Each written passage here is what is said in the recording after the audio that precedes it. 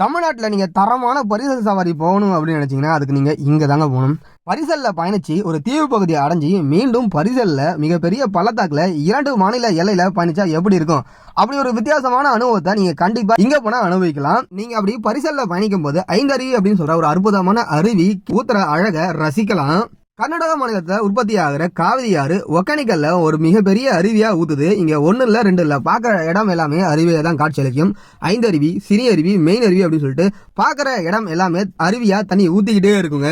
இங்க பரிசலுக்கு அரசு நிர்ணயித்த கட்டணம் 1500 ரூபா வாங்குவாங்க. 1.5 மணி நேரம் நம்மளை கூட்டு போவாங்க. 1.5 மணி நேரம் பயணம் செஞ்சதுக்கு அப்புறம் உங்களுக்கு விருப்பப்பட்ட அங்கேயே ஆயில் மசாஜ் எடுக்கலாம். அங்கேயே ஸ்னீ ஃபால்ஸ்னு சொல்லிட்டு ஒரு அருவி இருக்கு, அங்கேயே நீங்க குளிக்கலாம். இப்படிப்பட்ட ஒரு அற்புதமான இடத்த வாழ்க்கையில ஒரு முறையாச்சு குடும்பத்தோட போய் பாருங்க, அற்புதமா இருக்குங்க. அது மட்டும் இல்லாம இங்க சுட சுட மீன் குழம்பு சாப்பாடும் கிடைக்கும், அதையும் ட்ரை பண்ணி பாருங்க. நீங்க இதற்கு முன்பே ஒகேனக்கலுக்கு போயிருந்தீங்கன்னா மறக்காம கீழே கமெண்ட் பண்ணுங்க. நன்றி, வணக்கம்.